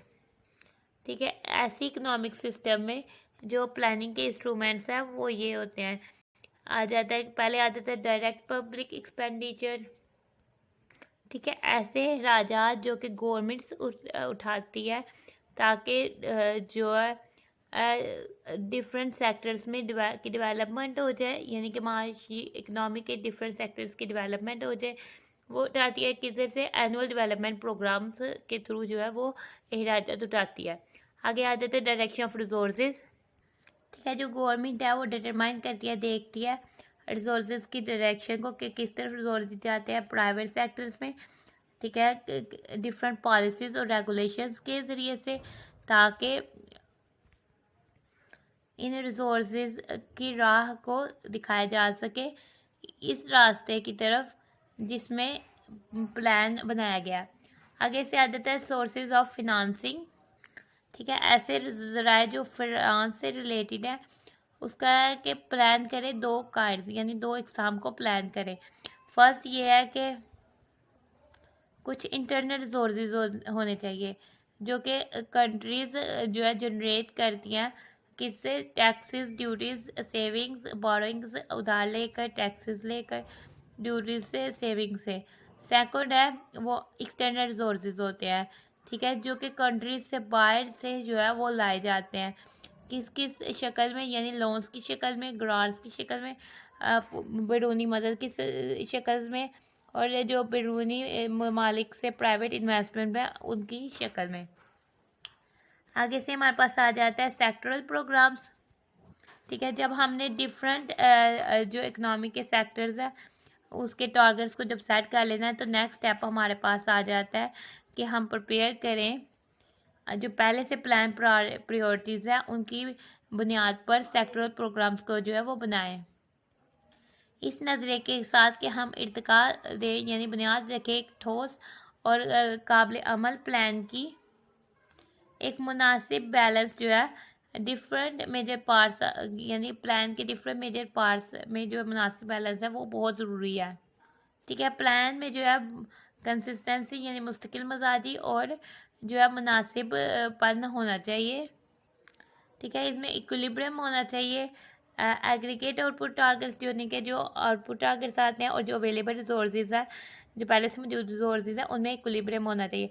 हम दूसरे अल्फाज में ये कह सकते हैं जो फिज़िकल टारगेट्स जो होते हैं वो ज़्यादातर इस पर डिपेंड करते हैं कि कौन से फिनंशियल रिसोर्सेज जो है वो अवेलेबल है। आगे से हमारे पास आ जाता है मोबाइलाइजेशन ऑफ रिसोर्सेज। ठीक है, मोबाइलाइजेशन मूवमेंट से निकला है मुतहरिक, यानी ये भी डायनामिक होता है, यानी कि रिसोर्सेज की डायनामिक मूवमेंट। ठीक है, किसी भी प्लान की जो सक्सेस है उस पर डिपेंड करती है कि उसके रिसोर्सेज कितने मूव करते हैं, यानी उनमें कितनी मोबाइलाइजेशन है। ठीक है, दोनों टर्म्स में मैन या मटेरियल वो कितना वो मूव करते हैं। खास तौर पर मैन जो है इसको आइडेंटिफाई करता है कि किस तरह से जो रिसोर्सेज चाहिए हैं उनको हम मोबिलाइज कर सकें, यानी उनको मूवमेंट में ला सकते हैं, ताकि जो हम ऑब्जेक्टिव्स और टारगेट्स जिनको प्लान किया उनको इम्प्लीमेंट कर लें, यानी उसको अप्लाई कर लें।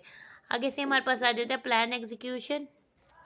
फाइनली हम कह सकते हैं जो मशीनरी जो कि प्लान को बढ़ाने के लिए ज़रूरी है डिफरेंट लेवल्स पर, उसे चाहिए कि स्पेल्ट आउट हो जाए, यानी फैल जाए या बाहर की तरफ आ जाए। ठीक है, ये हमें क्लियरली शो करता है कि अगर जो डिफरेंट जो मुख्तलिफ डेवलपमेंटल एक्टिविटीज़ है उनको हैंडल करने से, ठीक है, वो बाहर निकालता है प्लान को। ठीक है, नंबर ऑफ ऑर्गेनाइजेशन या एजेंसीज से, जैसे कि खास तौर पर हम कह सकते हैं कि प्राइवेट पब्लिक सेक्टर्स में। आगे से हमारे पास टॉपिक 1.5 आ जाता है। अब हमारे पास आ जाता है प्रोसेस ऑफ प्रोजेक्ट प्लानिंग। ठीक है, हमने पहले प्रोसेस ऑफ प्लान फॉर्मुलेशन यानी कि हमने प्लान बनाने के प्रोसेस को देखा था। अब हमने किसी प्रोजेक्ट की प्लानिंग करनी है, उसका क्या प्रोसेस होगा, अब हम उसको देखते हैं। ठीक है, डेवलपमेंट प्लानिंग का के जो बेसिक ऑब्जेक्टिव्स हैं, बुनियादी ऑब्जेक्टिव्स हैं, उनमें से एक ये है कि हम जो है होशियार तरीके से इस्तेमाल करें अवेलेबल जो कि हमारे पास मौजूद नायाब रिसोर्सेज हैं। ठीक है, जो कीमती रिसोर्सेज हैं, ताकि हम जो एक आम आदमी है उसके ज़िंदगी गुजारने के स्टैंडर्ड्स को जो है वो बढ़ा दें। और इन ऑब्जेक्टिव्स को हासिल करने के लिए ज़रूरी है कि जो प्रोजेक्ट्स हैं मुहतात तरीके से बनाए जाएं। इससे जो ज़राए हैं उनका वेस्टेज से हम बच सकते हैं, और ये हमें हेल्प करते हैं कि हम प्रोजेक्ट्स को इम्प्लीमेंट करें। तो हम कह सकते हैं कि बहुत हद तक जो है केयर यानी एहतियात ज़रूरी है जब हम प्रोजेक्ट बनाते हैं। सो हम कह सकते हैं जो कि हम प्रोजेक्ट्स को जो है डिफरेंट एंगल से जो है अप्लाई कर सकते हैं, उसका अमल करा सकते हैं। ठीक है, जैसे फिनंशियल लेवल से, मनी से, इकोनॉमिक माशी लेवल से, सोशल माशरती लेवल से, टेक्निकल लेवल से, कमर्शियल और मैनेजरियल लेवल्स में डिटरमाइन कर सकते हैं, देख सकते हैं। जो प्रोजेक्ट फार्मूलेटर है यानी जो प्रोजेक्ट बनाता है उसको चाहिए कि वो देखे कि जो प्रोजेक्ट है वो उसने बनाया, यानी उस प्रिपेयर बाय हिम, यानी कि उसने जो है वो प्रोजेक्ट बनाया है। ठीक है, ये बेहतरीन अल्टरनेटिव है कि हम टैकल करें, यानी हम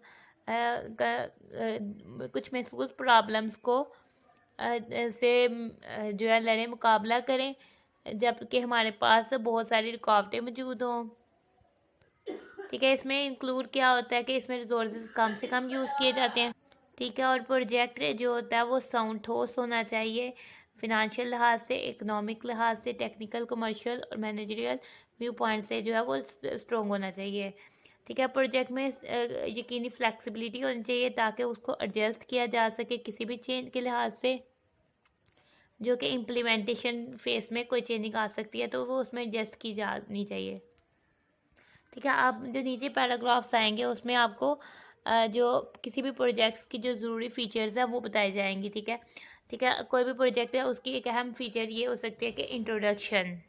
ठीक है, जब हम प्रोजेक्ट में पहली नज़र डालेंगे तो प्रोजेक्ट में जो है एक हद तक जो है इंट्रोडक्टरी या मटेरियल नोट होना चाहिए, या ऐसी राइटिंग होनी चाहिए जो उसके स्कोप, उसकी इम्पोर्टेंस और उसकी एजुकेशन सेक्टर में जो उसकी वेटेज है उसको डेवलपमेंटल प्लान में बताए और उसको करंटली यानी फिल वक्त के तौर पर जो है फॉलो किया जा सके। ठीक है, इसमें कुछ एक जैसे प्रोजेक्ट्स हो सकते हैं जो कि इम्प्लीमेंट है पहले अभी फ़िलहाल जो है इम्प्लीमेंट किए गए थे। ठीक है, इन प्रोजेक्ट्स में जो प्रॉब्लम्स आती हैं, इन प्रोजेक्ट से जो प्रॉब्लम फेस की जाती हैं उनको हाईलाइट किया जाना चाहिए, और इनके पॉसिबल जो सॉल्यूशंस हैं जो कि हो सकते हैं उनको सुगेस्ट किया जाना चाहिए। आगे से बैकग्राउंड आ जाता है। ठीक है। जो गवर्नमेंट के प्लान्स और पॉलिसीज़ हैं, ठीक है, उनमें एजुकेशन के उनमें जो एक हद तक रेफरेंस चाहिए होता है, एजुकेशन सेक्टर को चाहिए कि वो बनाए। ठीक है। इसमें एक आइडिया ये आता है कि कितनी दूर तक जो है वो ऑब्जेक्टिव्स, यानी कि ये कितनी दूर तक ये जो प्रोजेक्ट है वो मौसर साबित होगा, और कितनी देर तक जो है सेक्टरल यानी ऑब्जेक्टिव्स और टारगेट्स जो हैं वो हासिल किए जा सकेंगे इस प्रोजेक्ट से। ये सिचुएशन होती है, जो प्रोजेक्ट बनाने वाला है वो पहले इसकी इम्प्लीमेंटेशन से पहले, जो एक्चुअल प्रोजेक्ट की इम्प्लीमेंटेशन से अप्लाई करने से पहले जो है वो बताता है। ठीक है। ये जो डिटेल्स होती हैं ये ज़रूरी दी जाती हैं। आगे से आ जाता है द प्रोजेक्ट एरिया। ऐसी जगह जिसमें ये प्रोजेक्ट ऑपरेट किया जाना है, अप्लाई करके देखना है, उसको मुकम्मल तौर पर जो है वो बताया जाना चाहिए, ताकि इसमें जो है सूटेबिलिटी कि किधर ये सूटेबल है उसको इस्टेब्लिश किया जाएगा या उसकी बुनियाद रखी जाएगी।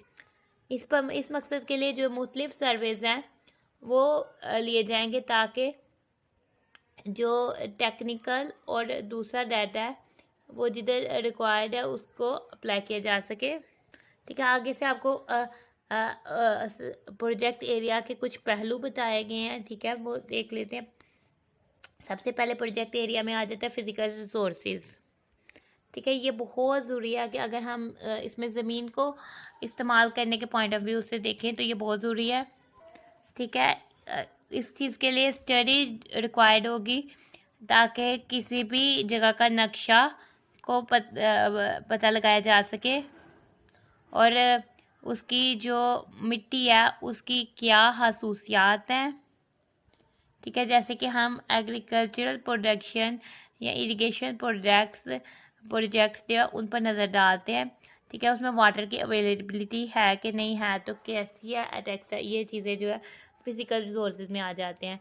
ठीक है। अब प्रोजेक्ट एरिया में आ जाता है पॉपुलेशन एंड एम्प्लॉयमेंट।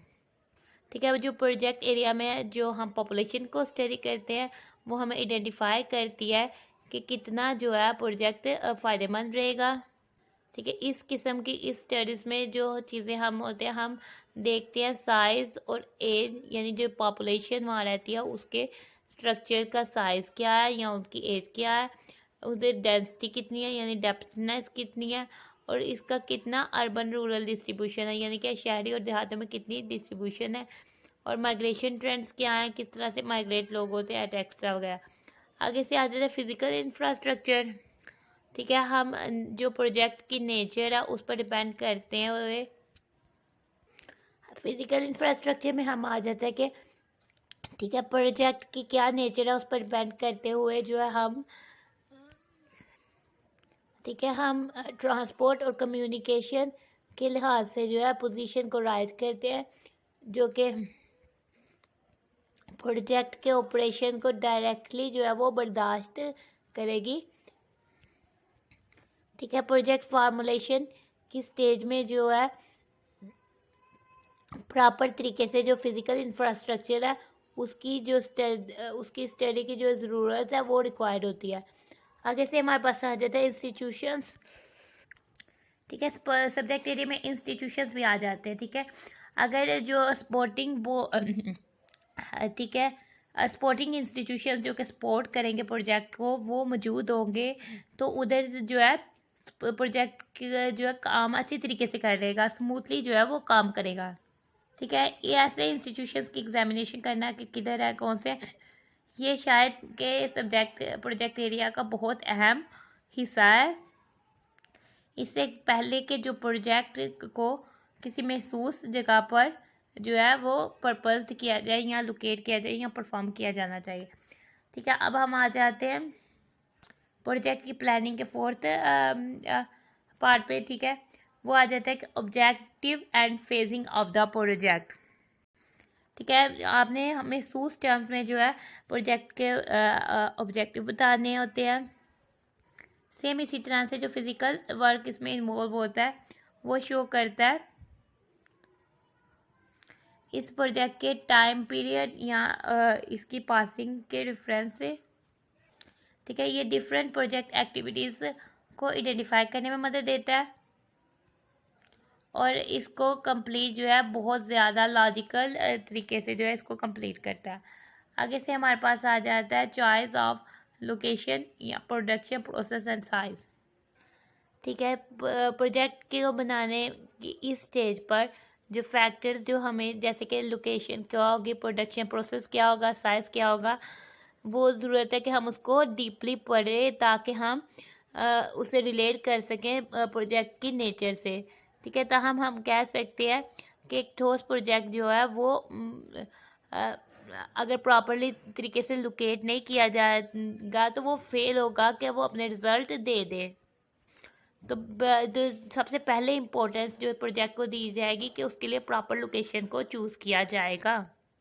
ठीक है, और फिर नेक्स्ट आ जाता है कि प्रोडक्शन का उसका प्रोसेस क्या होगा, वो उसको जो टेक्निकल कंसिडरेशन यानी टेक्निकली देखा जाता है। ताहम जो नेचुरल तौर पर जो नेचुरल कंडीशंस होती हैं, जो फैक्टर्स सप्लाई किए जाते हैं, वो भी प्रोडक्शंस को जो है लॉट ऑफ इफेक्ट करती है। जो प्रोजेक्ट का वॉल्यूम है उसको जो डिटरमाइन करेगा, बताएगा, वो हमें प्रोजेक्ट का साइज़ बताता है और वो फ्यूचर में जो है प्रोजेक्ट को प्रोड्यूस करता है। ठीक है, जो मार्केट में किस हद तक जियोग्राफिकली फैला हुआ है, जो रिज़ल्ट जो डिपेंड करता है किसी भी कंज्यूमर के टेस्ट और हैबिट्स पर कि वो किस तरह की चॉइसेस रखता है। आगे से हमारे पास आ जाते हैं projects, major works and other components, यानी कि प्रोजेक्ट्स का ज़्यादा बड़ा क्या काम है और दूसरी चीज़ें। ठीक है, ताकि हम प्रोजेक्ट को फिज़िकली शक्ल दे सकें तो उसके मेजर वर्क्स जो उसके ज़्यादा काम है और उसके एसेंशियल कंपोनेंट्स हैं उसको जो है मुनासिब तरीके से जो है डिफ़ाइन किया गया है। ठीक है, शो किया गया है। ठीक है, इनके काम को जो है कैटेगराइज किया गया, क्लासीफाई किया गया, कैटेगरीज बनाई गई हैं। ठीक है, मेजर वर्क्स, ठीक है, जो पहले से सर्वेस किए गए हैं उनके बिना पर या जो इन्वेस्टिगेशंस पहले से की गई हैं। ठीक है, ये इन्वेस्टिगेशन ज़्यादातर बिग प्रोजेक्ट्स के केस में की जाती हैं। जो सारा मेजर वर्क्स है उसको कम्प्लीटली डिस्क्राइब किया जाएगा। आगे से आ जाता है एंसिलरी वर्क्स एंड बिल्डिंग। ठीक है, एंसिलरी वर्क्स यानी मामूली काम और बिल्डिंग्स। ठीक है, कुछ प्रोजेक्ट्स के लिए जो है स्टाफ हाउसेस, स्टाफ के घर या स्टाफ रूम्स हो सकता है, और ड्रिंकिंग वाटर सप्लाई टैंक्स जो कि पानी प्रोवाइड किया जाएगा वो भी कंस्ट्रक्ट किए जाते हैं। कंटिन्यूसली जो है उसको इम्पोर्टेंस दी जाती है। ठीक है, ये जो काम होता है जब वो किसी मेजर प्रोजेक्ट से कनेक्ट हो जाता है, यानी कि वाटर ड्रिंकिंग या स्टाफ हाउसेस के बनाना और साथ वो मेजर प्रोजेक्ट से जब कनेक्ट हो जाता है तो वो फिर एंसिलरी वर्क बन जाता है। आगे से इक्विपमेंट आ जाते हैं, यानी चीज़ें। ठीक है, कुछ इक्विपमेंट हथियार वगैरह जो होते हैं वो चाहिए होते हैं कंस्ट्रक्शन यानी बनाने के लिए और प्रोजेक्ट को ऑपरेट करने के लिए यानी उसको चलाने के लिए, जैसे कि मशीनरी चाहिए होती है, व्हीकल्स चाहिए होती हैं, यानी ये भी मशीनरी के साथ में आ जाएगा। और दूसरे मेंटेनेंस इक्विपमेंट जो उसको प्रोजेक्ट को मेंटेन रखते हैं वो चाहिए होते हैं। ठीक है, जिनको एडवांसली जो है आइडेंटिफाई किया जाता है, देखा जाता है ताकि प्रोजेक्ट को स्मूथली रन किया जा सके। आगे से आ जाता है phasing of works and activities. हम प्रोजेक्ट को किसी भी मतलब के टाइम में किसी भी हद तक जो है उसको फैला सकते हैं। इस रीज़न के लिए जो सब प्रोजेक्ट का काम है उनको डिफरेंट फेजेस में जो है तोड़ा जाता है। आमतौर पर प्रोजेक्ट्स को जो है माली तौर पर ब्रेक किया जाता है, तोड़ा जाता है। उनमें नहीं, जैसे कि अगर कोई हमारे पास बहुत बड़े प्रोजेक्ट्स हैं जिसमें जो है कुछ लोन्स चाहिए होंगे, प्रॉपर शेड्यूलिंग चाहिए होगी, क्योंकि प्रोजेक्ट्स भी बड़ा होगा तो उनकी शेड्यूलिंग भी प्रॉपर चाहिए होगी और डिफरेंट एक्टिविटीज़ की फेजिंग होगी कि पहले ये एक्टिविटीज़ होगी फिर ये फेजेस होंगे उनके। ठीक है, जो कि प्रोजेक्ट में इंक्लूड किए जाएंगे ताकि उसकी जो है बेहतरीन तरीके से उसका फ़ायदा लिए जा सके, ताकि लॉस को जो है दोबारा से रिपे किया जा सके। ठीक है, अगर हम जो है स्मूथ और प्रोजेक्ट की को वक्त पर और स्मूथली जो है इम्प्लीमेंट करना चाहते हैं तो ये ज़रूरी है कि हम प्रॉब्लम्स को देखें जो कि आती हैं एग्जीक्यूशन फेज में, जब हम प्रोजेक्ट को अप्लाई कर रहे होते हैं, इस दौर में जो प्रॉब्लम्स आती हैं उनको देखें। ये प्रोजेक्ट से ज़्यादा रियलिज्म में होती हैं, ठीक है।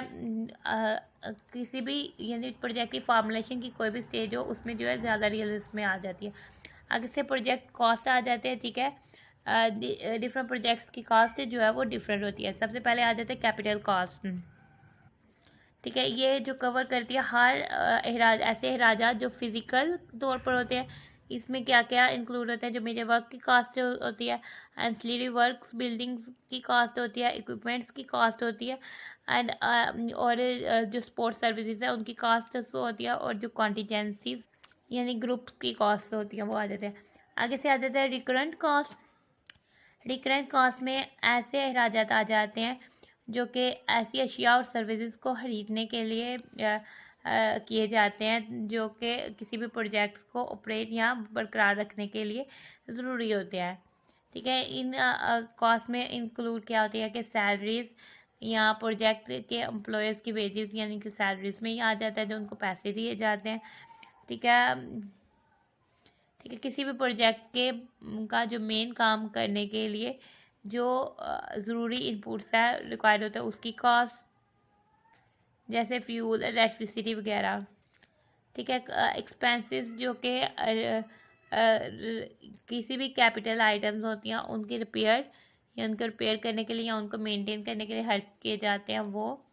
आगे से हमारे पास आ जाता है local and foreign currency cost, ठीक है। बहुत से केसेस में जो कैपिटल और रिकरिंग कॉस्ट है वो फॉरेन करेंसी की फॉर्म में आती है, ठीक है, यानी कि डॉलर्स में हो सकता है, जो कि एक खौफनाक फैक्टर है बहुत सारी कंट्रीज़ में, जैसे कि हमारी कंट्री में, ठीक है। अगर हम फिनांस यानी पैसों के लिहाज से अरेंजमेंट करने चाहते हैं और इसके साथ साथ हम जो एक ठोस माशी एनालिसिस करना चाहते हैं, तो इसके लिए ज़रूरी है कि हम जो है लोकल और फॉरेन करेंसीज के कंपोनेंट्स के लोकल के कैपिटल और रिकरेंट कॉस्ट को जो है वो हम दोनों करेंसीज में शो ऑफ करें, यानी लोकल करेंसी में भी और फॉरेन करेंसी में भी। यानी लोकल करेंसी पाकिस्तानी रुपीस होगी और फॉरेन करेंसी डॉलर्स, यानी कि दोनों में शो करें कॉस्ट को। तो अब हमारे पास एक कॉस्ट आ जाती है फेजिंग ऑफ कॉस्ट, ठीक है। जो कैपिटल और रिकरेंट कॉस्ट है किसी भी प्रोजेक्ट की वो फेज्ड होनी चाहिए, यानी मंथली या वीकली या जिस हिसाब से भी है उस हिसाब से होनी चाहिए, या फिर एनुअल बेसिस पे होनी चाहिए, ठीक है। ऐसी फेजिंग जो है वो टोटली डिपेंड करती है जो वर्क्स की जो मेजर कंस्ट्रक्शन है उसकी शेड्यूलिंग पर, और जो प्रोजेक्ट एनुअली कितना तरक्की कर रहा है उस पर, तब तक के जब तक के रिज़ल्ट जो है इसके मैक्सिमम पोटेंशियल को ना रीच सके, यानी कि मैक्सिमम जो है रिज़ल्ट ना हासिल किया जा सके तब तक, ठीक है। जो कॉस्ट की फेजिंग है वो एक बहुत ज़रूरी पहलू है प्रोजेक्ट प्रिपरेशन का, प्रोजेक्ट बनाने का, क्योंकि ये किसी भी प्रोजेक्ट की जो सालाना फिनंशियल रिक्वायरमेंट है उससे बताती है, ताकि हम जो है इसे पूरी ज़िंदगी में हासिल कर सकें या इससे मिल सके। आगे से हमारे पास आ जाता है फिनांसिंग ऑफ द प्रोजेक्ट, ठीक है। इसमें बहुत सारे रिसोर्सेज हो सकते हैं कि हम किस तरह से प्रोजेक्ट को फिनांसिंग करेंगे, ठीक है। ब्रीफ इन रिसोर्सेज के ब्रीफ में हम ये कह सकते हैं कि जैसे गवर्नमेंट सोर्सेज क्या हो सकते हैं? Grant, loan, investment, direct government expenditures हो सकते हैं जो डायरेक्ट उसने अखराज उठाए होते हैं, ठीक है। इसके अलावा हमारे पास स्पॉन्सरिंग एजेंसीज, ओन फंड हो सकते हैं, प्राइवेट इन्वेस्टमेंट हो सकती है, लोकल बॉडी सर्विसेज हो सकती हैं, या non government borrowing, non government उधार वगैरह वो हो सकते हैं। आगे से हमारे पास आ जाता है ऑर्गेनाइजेशन एंड मैनेजमेंट, ठीक है। ठीक है, इस मकसद के लिए जो रिक्वायरमेंट्स होती हैं, जो कि जब हम प्रोजेक्ट को इम्प्लीमेंट कर रहे होते हैं या उसको इम्प्लीमेंट करने के बाद में आने वाली जो रिक्वायरमेंट होती हैं उसको एनालाइज, उसको देखते हैं, ठीक है। किन किन टर्म्स में देखते हैं, यानी स्किल्ड टर्म्स में देखते हैं रिक्वायरमेंट्स कितनी स्किल्ड हैं, या सेमी स्किल्ड कौन या अनस्किल्ड मैन पावर है वो ज़रूरी होता है इस रिक्वायरमेंट के लिए। इसके साथ साथ जो है, ठीक है, पोजीशन जो कि साथ हो जिसमें जो रिक्वायर्ड मैन पावर है उसको भी उनकी अवेलेबिलिटी को भी जो है एग्जामाइन किया जाता है, देखा जाता है, ठीक है। ऐसा एनालिसिस हमें शो करता है कि हमने कौन से स्टेप्स जो है वो लेने हैं ताकि हम प्रोजेक्ट्स की रिक्वायरमेंट पर पूरा उतर सकें, जैसे कि कौन से मैन पावर जो है वो हमने यूज़ करने मैन पावर के लिहाज से। आगे से हम आ जाते हैं एक्टिविटी की तरफ। ठीक है, एक्टिविटीज़ है आप keeping in view types and purposes of educational planning and list the roles of existing district नाजिम। ठीक है, तो डिस्ट्रिक्ट नाजिम के ये रोल हो सकते हैं, वो इम्प्लीमेंट करता है गवर्नमेंट की स्ट्रेटजीज़ को और डेवलप करता है इनिशिएटिव्स जो कि बढ़ते जा रहे हैं उनको। आगे से हम क्वेश्चन नंबर 2 में आ जाते हैं, consult anyone who knows planning and then write down at least 4 steps of plan formulation. ठीक है, प्लान फॉर्मुलेशन के जो ये स्टेप्स हो सकते हैं वो हो सकते हैं broad objectives and target setting. Second step हो जाता है survey current economic conditions. Third step strategy हो सकता है। Fourth step determination of plan size हो सकते हैं। Fifth step financing of plan हो सकता है पब्लिक या प्राइवेट सेक्टर्स में। फिर आ जाता है सेक्टरल प्रोग्राम्स।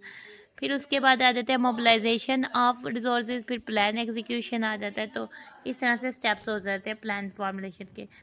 आगे से हमारे पास क्वेश्चन नंबर 3 आता है, prepare a project on a field trip by using the steps involve in the process of project preparation and discuss it with your colleagues.